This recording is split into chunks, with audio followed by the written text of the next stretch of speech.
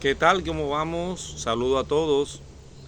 Bueno, vamos a tener una lectura bíblica hoy paralela porque se registra este suceso en tres evangelios. Está registrado en el evangelio según San Mateo, San Marcos y San Juan. De manera entonces vamos a estar leyendo inicialmente en el 6 de San Juan y luego lo comparamos también en los otros dos evangelios para así tener un enfoque completo de acuerdo a la perspectiva de cada evangelista, llegar a una sola unidad de lo que aconteció durante este suceso. Bien, tenemos entonces San Juan capítulo 6 versículos 15 hasta 21. Pero entendiendo Jesús que iban a venir para apoderarse de él y hacerle rey, volvió a retirarse al monte él solo. Al anochecer descendieron sus discípulos al mar, y entrando en una barca, iban cruzando el mar hacia Capernaum. Estaba ya oscuro, y Jesús no había venido a ellos, y se levantaba el mar con un gran viento que soplaba. Cuando habían remado como 25 o 30 estadios, vieron a Jesús que andaba sobre el mar, y se acercaba a la barca, y tuvieron miedo. Mas él les dijo: Yo soy, no temáis. Ellos entonces con gusto le recibieron en la barca, la cual llegó enseguida a la tierra donde iban. Hay una situación aquí que está Jesús caminando sobre el agua. Ahora vamos a complementar la perspectiva desde Marcos. Marcos dice en el capítulo 6.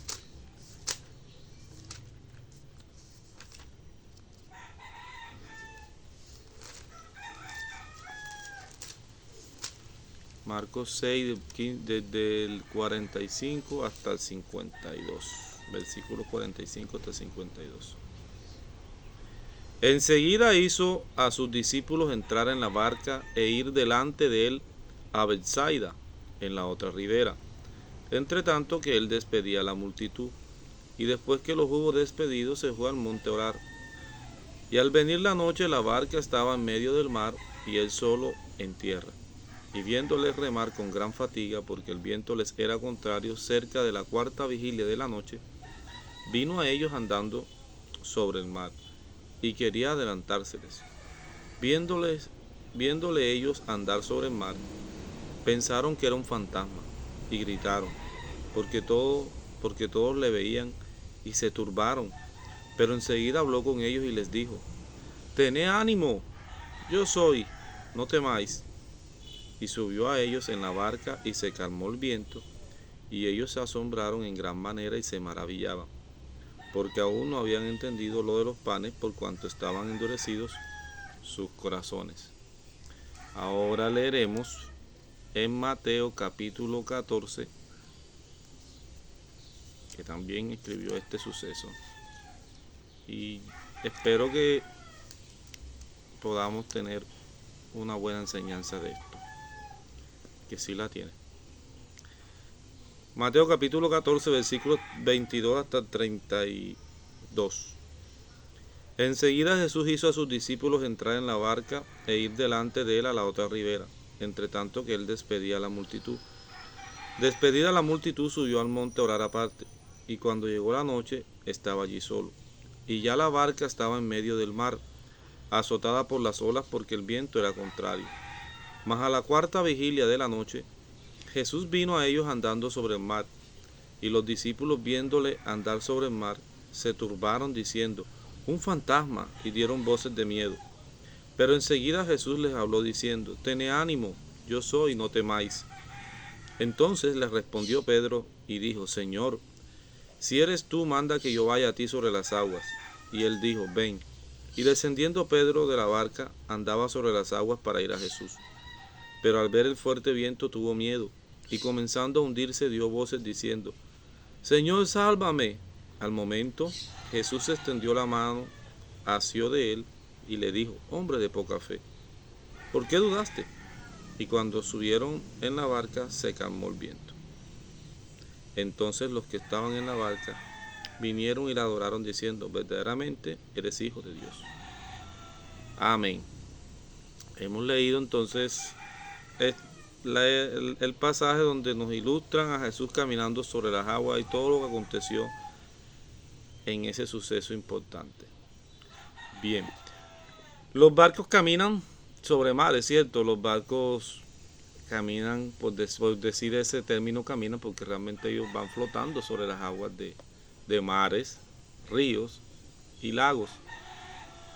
Ellos van apoyados en esa estructura, algunas están de madera, otras de metal, otras de, no sé ahora qué tipo, puede ser pasta, como decimos acá nosotros. Realmente no tengo un nombre claro ahora. Pero ellos van sobre eso, ¿cierto? Tienen unos equipos, tienen cuerdas, tienen ciertos elementos indispensables para cualquier situación que se les presente en medio del agua. Tienen el talento humano porque el barco necesita una persona que esté pendiente a todo.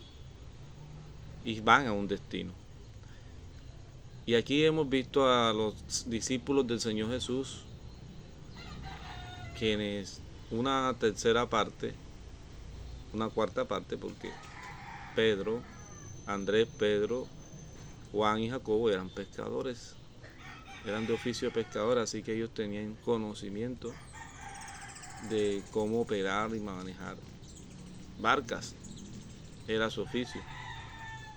Van a un destino, dice que iban a Capernaum, estaban en Betsaida, que era el frente de Capernaum, la otra orilla en la que Jesús acababa de hacer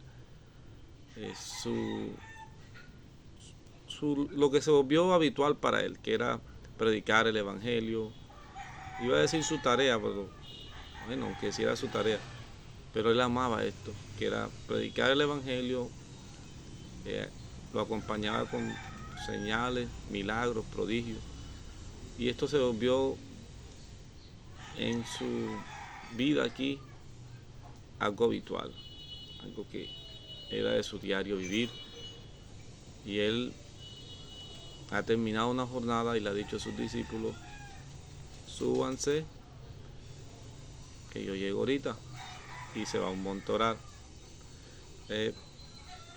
Tenemos entonces que aquí hay un mar, un bote, y si un bote o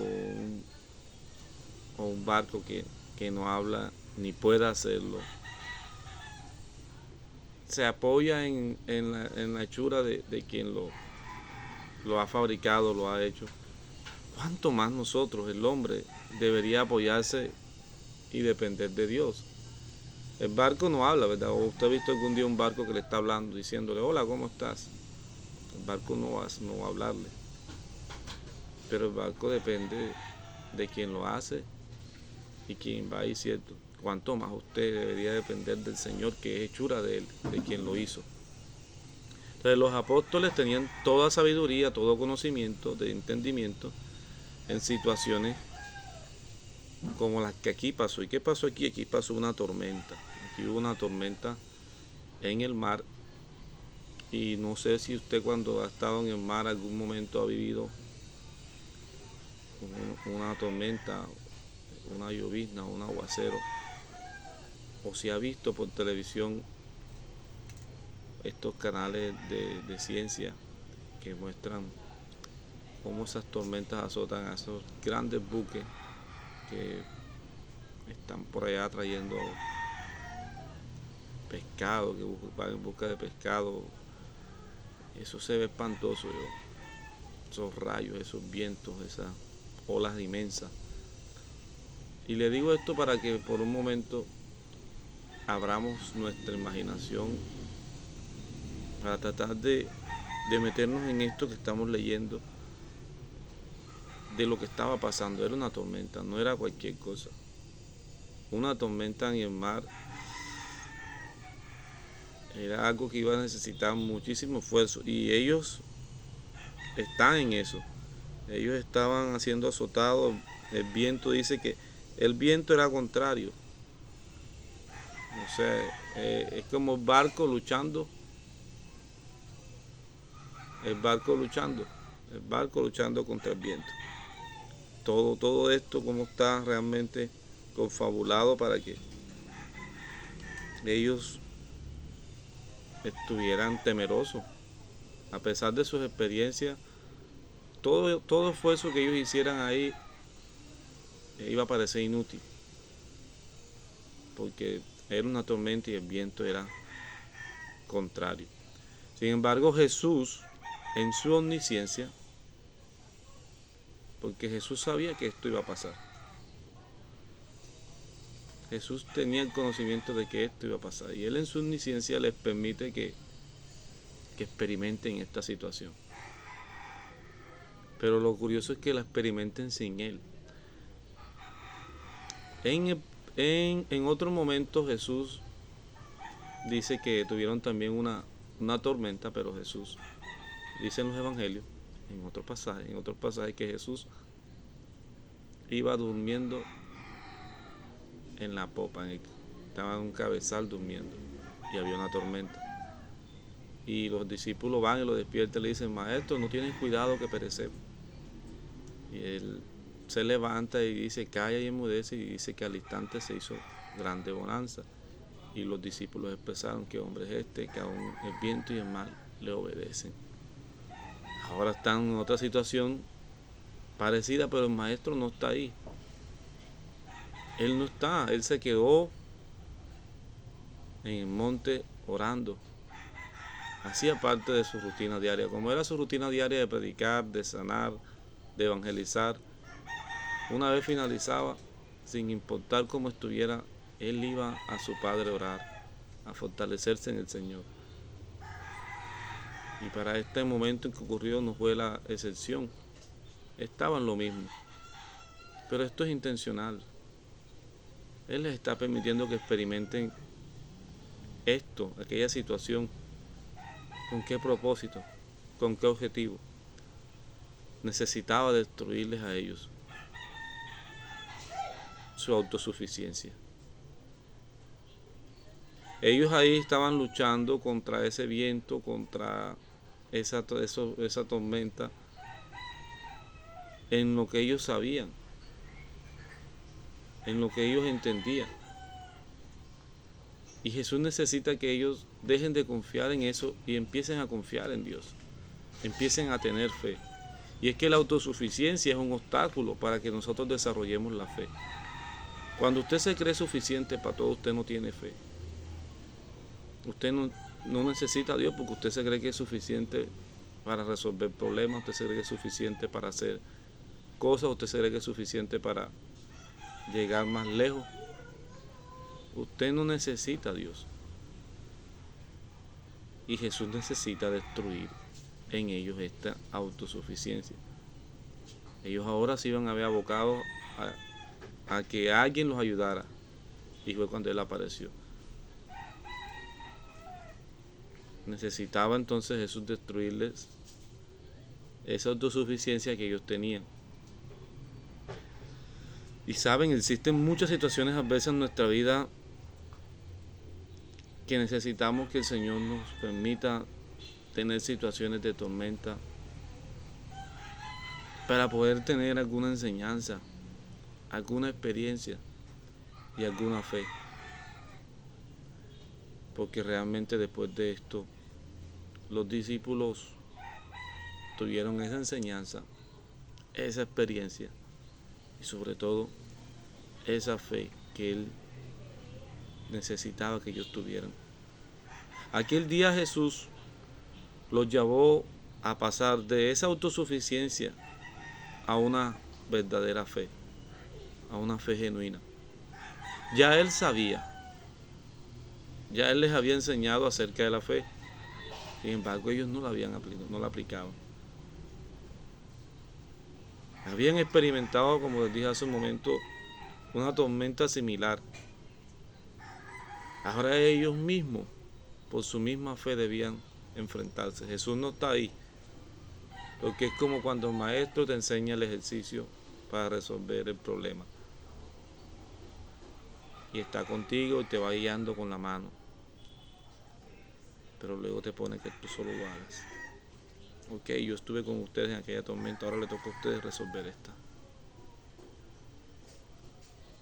¿Por qué no la resolvieron? Porque en sus corazones aún había incredulidad. Había incredulidad que les tenía bloqueado eso. Y tal es la incredulidad que mire, y vamos a regresar acá donde iniciamos en Juan capítulo 6. Miremos el contexto de lo que había pasado. Vamos a sumergirnos en el contexto para entender que realmente había incredulidad en estos discípulos.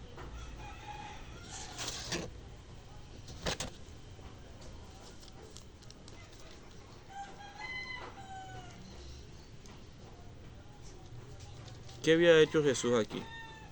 Había multiplicado los panes. Antes del versículo 15. En el capítulo 6 de San Juan. Después de esto Jesús fue al otro lado del mar de Galilea, el de Tiberias, y le seguía una gran multitud, que es donde ellos están. Donde ellos estaban antes de regresarse en el mar. Estaban en esa parte de Tiberias. Y le seguía en gran multitud, porque veían las señales que hacían los enfermos. Entonces subió Jesús a un monte y se sentó allí con sus discípulos. Y estaba cerca la Pascua, la fiesta de los judíos. Cuando alzó Jesús los ojos y vio que había venido el gran multitud, dijo a Felipe: ¿de dónde compraremos pan para que coman esto? Vea lo que le estoy diciendo. Jesús estaba probando a sus discípulos, a sus estudiantes. ¿De dónde compraremos pan para que coman esto? Pero esto decía para probarle, aquí mismo lo dice el versículo, esto decía para probarle, porque él sabía lo que había de hacer. Felipe le respondió: 200 denarios de pan no bastarían para que cada uno de ellos tomase un poco. Uno de sus discípulos, Andrés, hermano de Simón Pedro, le dijo: aquí está un muchacho que tiene 5 panes de cebada y 2 pececillos.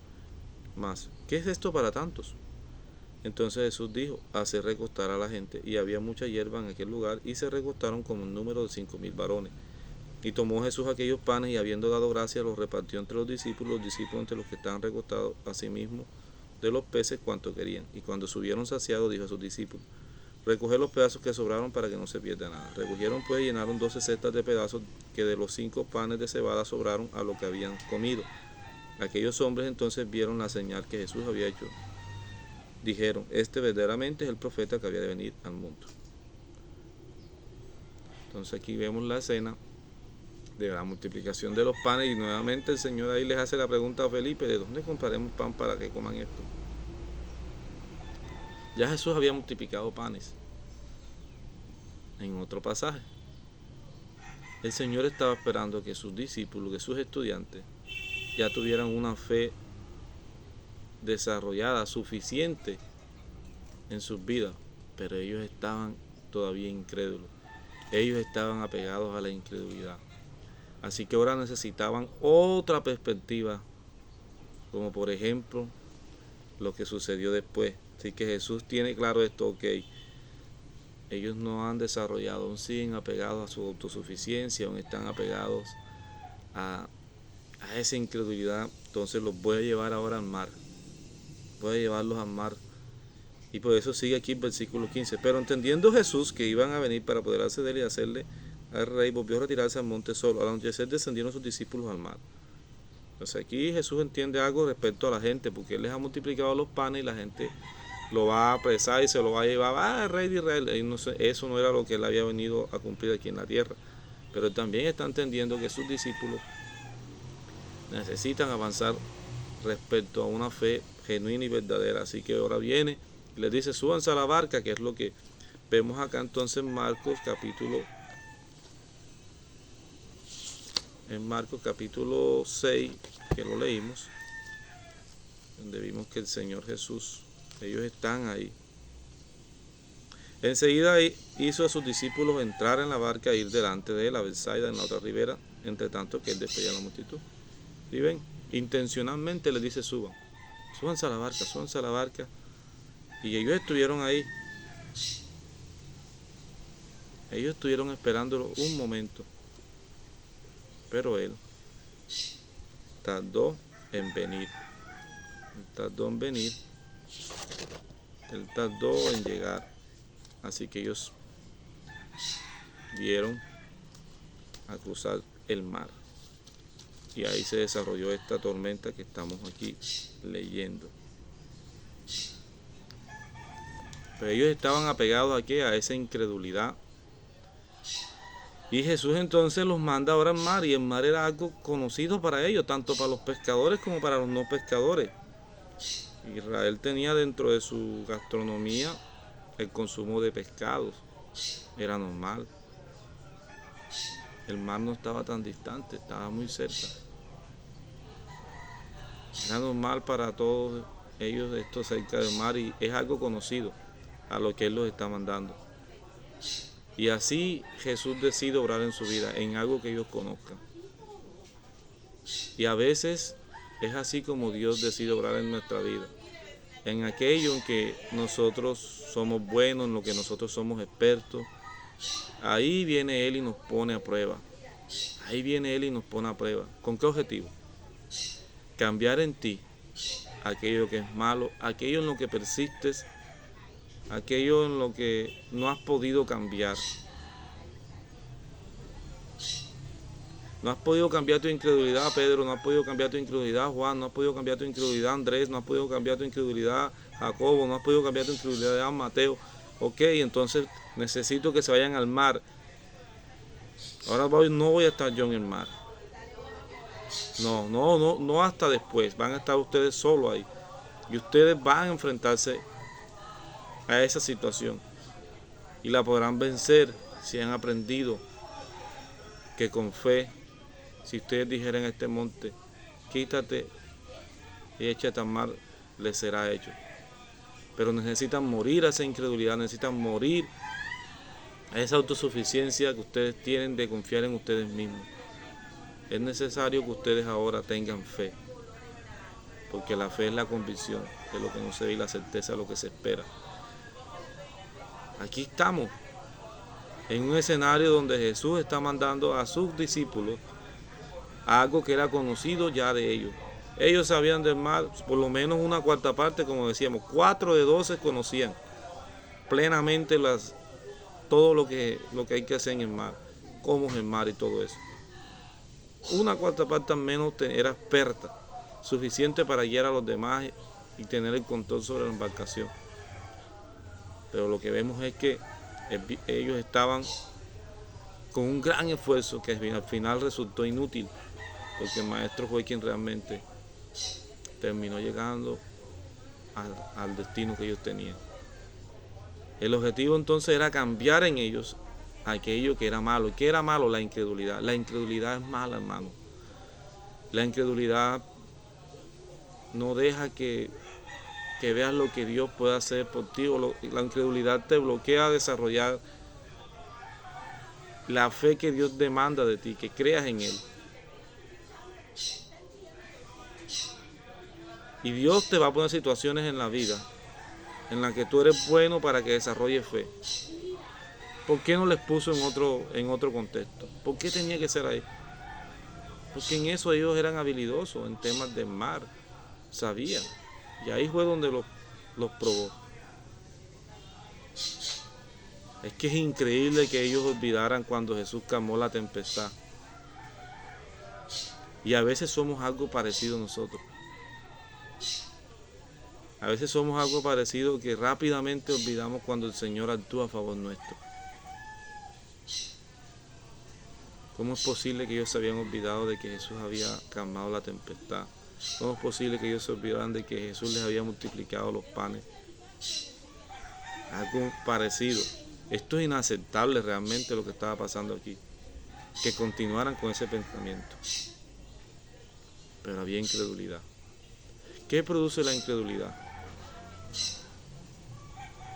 En la incredulidad produce un mar de dificultades como ese mar en que ellos estaban. Cuando eres incrédulo, cuando no le crees a Dios, solo ves dificultades. Ves un mar de dificultades, que era lo que ellos estaban viendo. Un mar de dificultades. Y no solo eso, la incredulidad nos llega incluso a hacer ver a Jesús como un fantasma. Que fue lo que ellos cuando vieron a Jesús dicen, un fantasma. La incredulidad nos hace ver incluso a Jesús como un fantasma.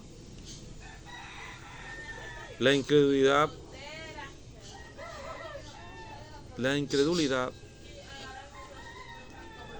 nos roba, nos nubla de ver las cosas que Dios puede hacer.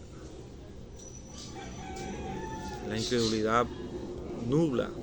Ellos estaban en ese momento nublados ahí, su vista no contemplaba sino esa situación como difícil de superar. Un fantasma, ¿acaso existían los fantasmas? Eso es una irrealidad, un fantasma es una irrealidad. Los sentidos de ellos, su corazón se nublaron porque no sabían, nos vamos a morir aquí, las olas nos van a inundar todo, y aunque ciertamente ya había olas que caían sobre esa barca porque las olas van chocando y van echando un poco de agua adentro, pero los iban a cubrir todos, pensarían, nos va a cubrir las olas. Entonces, la incredulidad te hace ver irrealidades, la incredulidad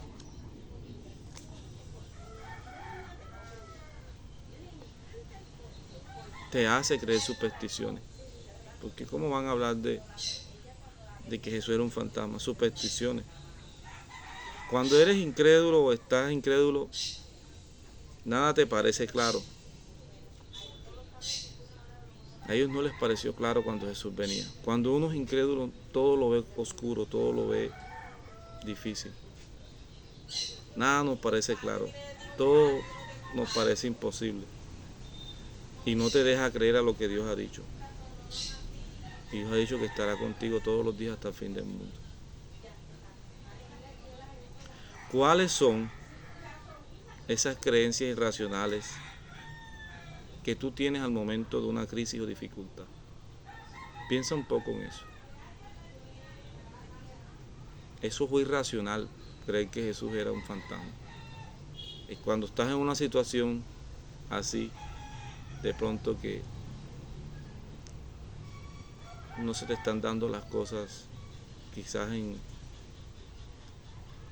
en tu vida laboral. Piensas enseguida, no, esto es culpa del horóscopo, esto es culpa de que yo ayer no oré, esto es culpa de que yo no estoy yendo a la iglesia, esto es culpa de, no sé cuáles serán esas creencias irracionales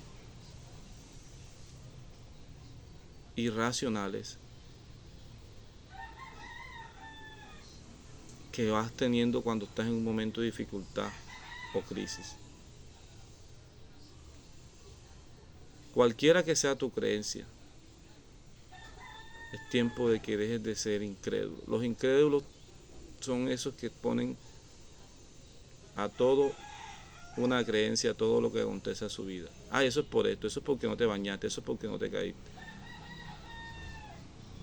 Y están metidos en un mar de dificultades y ellos no ven a Jesús como el Señor, sino que lo ven como, no, eso no debe ser Jesús, eso debe ser quién sabe qué cosa. No ven que lo bueno venga de Dios, porque ellos creen en agüeros y maldiciones. ¿Usted cree en agüeros y maldiciones? Ojo con eso. Crean la palabra de Dios. Crean la palabra de Dios.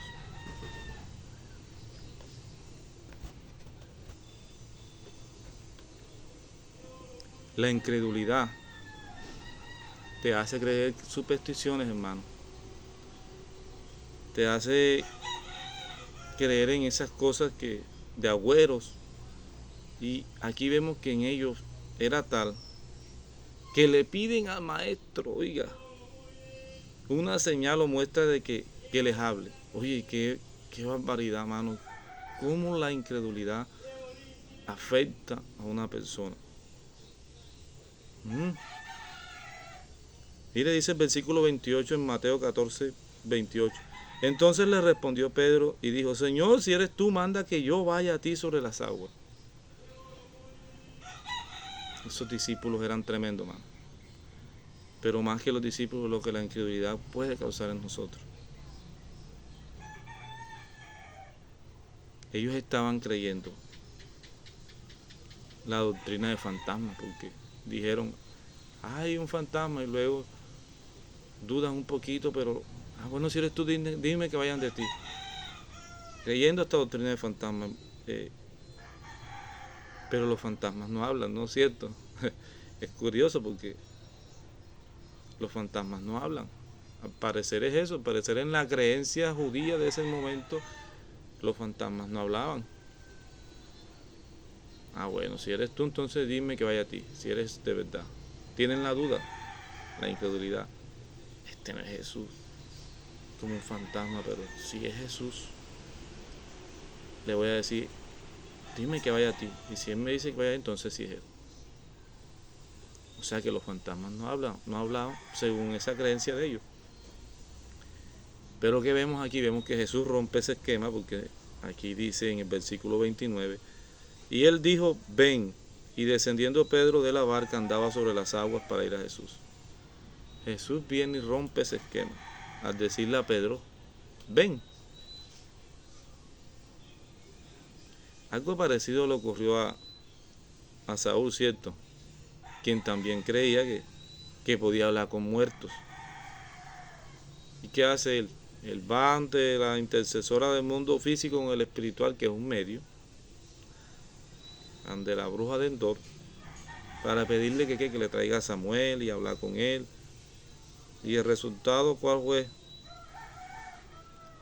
Que el enemigo tomó ocasión y habló ese día como si fuera Samuel.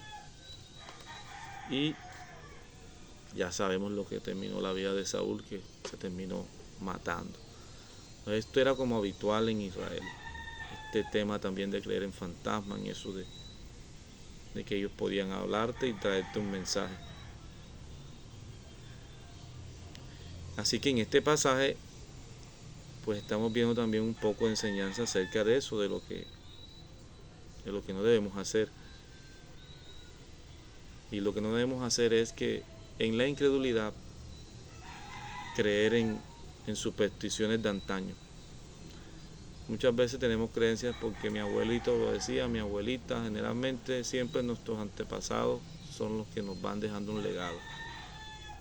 Y aún ya en el cristianismo, aún siendo ya nuevas criaturas, vivimos arrastrando este tipo de creencias. Pero lo que aquí estamos viendo es que no debemos llevar eso.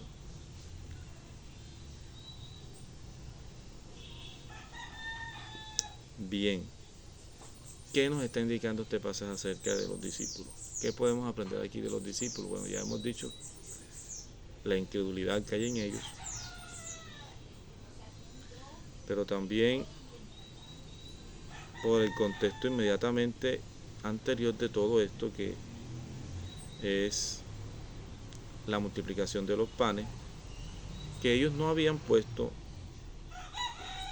se habían puesto en el lugar del prójimo.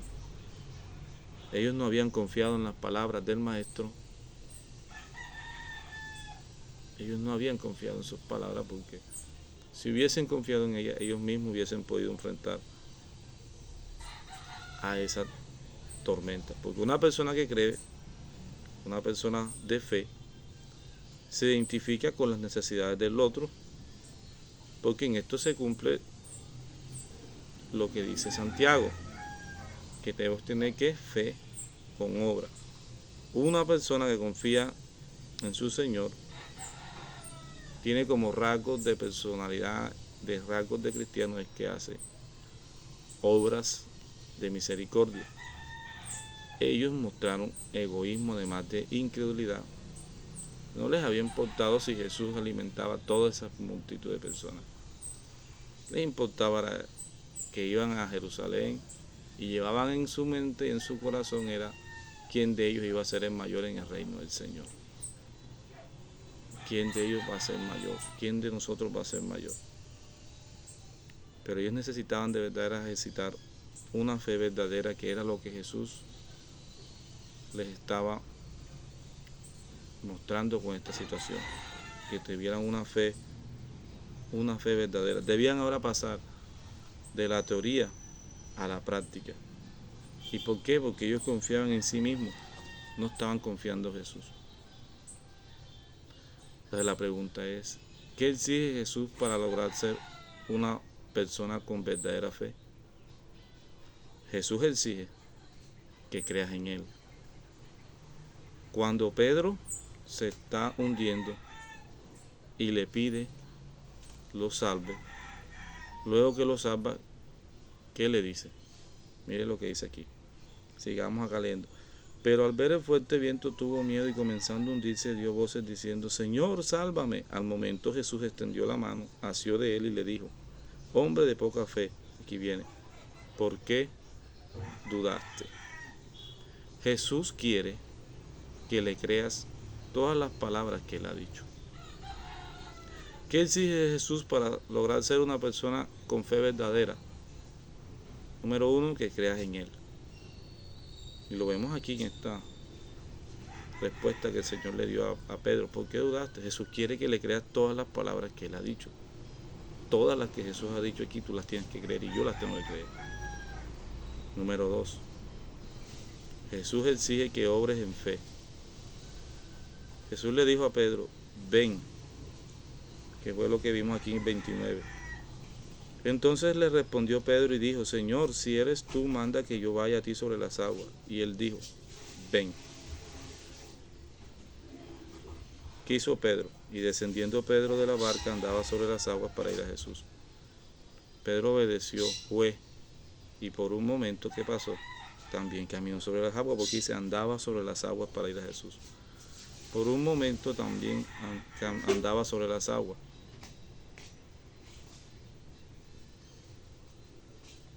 ¿Qué acto de fe te está pidiendo Jesús en este momento? De pronto Jesús te está diciendo, ve y pon ese negocio, o ve y perdona a esa persona, que para ti que eres un resentido, qué sé yo. No sé qué acto de fe te está pidiendo Jesús en este momento que lo hagas. Te pregunto, ¿lo has hecho? Pero el acto de fe más grande que Jesús te está pidiendo a ti en este momento, si no conoces de Él, es que entregues tu vida a Él. ¿Qué te detiene para entregar tu vida al Señor? Ese es el acto de fe más grande que una persona puede cometer o hacer. ¿Qué te detiene? ¿Qué te detiene para entregar tu vida a Él? A Pedro en ese momento lo detenía era su incredulidad, pero se atrevió y caminó sobre las aguas. No se registra a otra persona en la Biblia que diga caminó sobre las aguas, solamente a Jesús y a Pedro. ¿Qué te está pidiendo el Señor en este acto de fe? ¿Qué exige Jesús para lograr ser una persona con fe verdadera? Él exige que creamos en Él. Él exige que actuemos en fe como lo hizo Pedro. Él exige que le adoremos a Él. Porque esto como termina el pasaje aquí dice, entonces los que estaban en la barca vinieron y le adoraron diciendo, verdaderamente eres hijo de Dios. Jesús exige que le adoremos a Él. Y estos hombres al final, cuando ya estaban en tierra, lo adoraron. Ahora, ¿cómo aplicamos esto a nuestra vida? Miren la aplicación. Cuando confías en ti, te hundes. Cuando confías en ti, te hundes en tus miedos y tormentas. Mas cuando confías en Jesús, puedes caminar sobre las aguas. ¿Qué necesitas? Una fe verdadera. No mucha, con poca suficiente. El Señor Jesús no le dijo, necesito que tengas mucha fe, Pedro. No, con poquita el camino sobre las aguas. Con poco logras mucho. Recuerda, un poquito de duda pierde mucho y te hace hundir. Un poquito de fe ganas mucho y te hace avanzar.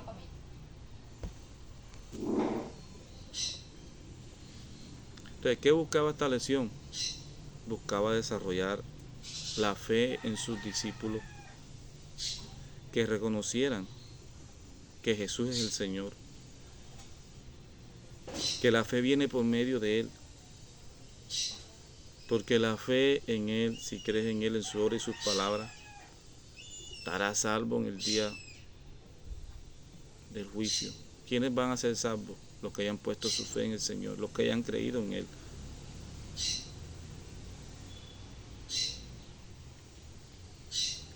Así que vas a hacer con esta verdad que hoy el Señor, por medio de su palabra, te muestra.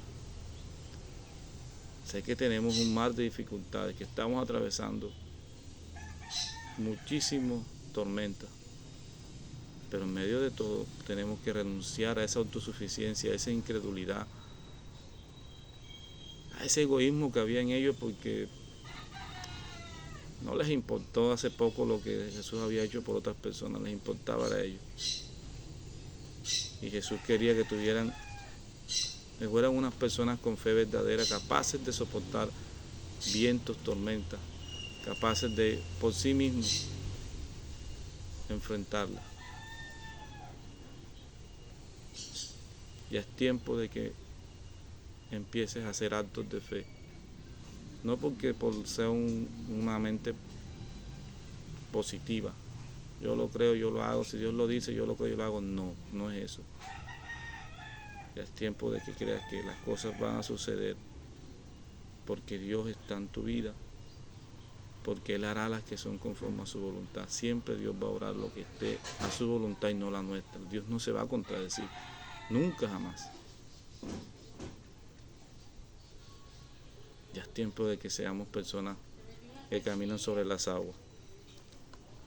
Y concluyo entonces que al igual que el apóstol Pedro, usted y yo necesitamos creer las palabras de Jesús, pero no dudando, como está escrito, que el que se acerque a Dios, crea que es galardonador, crea que es galardonador de los que le buscan, crea que hay respuesta. En la carta a Santiago dice que no seamos como la ola del mar, que es curioso, ¿verdad? Cuando pidamos a Dios no seamos como la ola del mar, que va y viene, no dudando. Pedro en ese momento era una ola porque pues dudó, y Jesús deseaba que su carácter y fe fueran como su nombre, fuerte, sólido.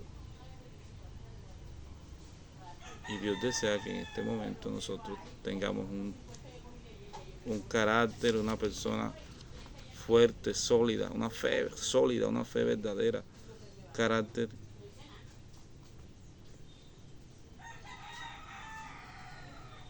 sostenido en que Dios va a hacer las cosas. Recuerda, cuando confías en ti te hundes, cuando confías en el Señor caminas. Dios te bendiga.